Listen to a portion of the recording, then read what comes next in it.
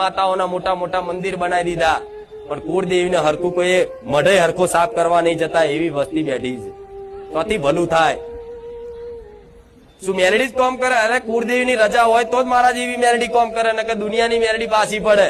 હમણાં બોલી ને, તો આવો કોઈ ન્યાય બતાવો ને તો આવા ન્યાયમાં પડવું અને તો કહો ફેદવાનું જ બંધ કરી દો.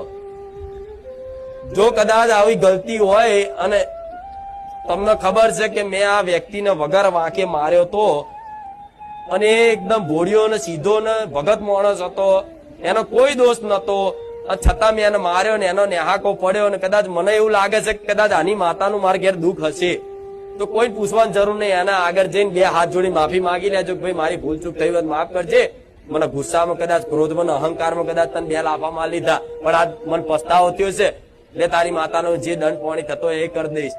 કદાચ આટલી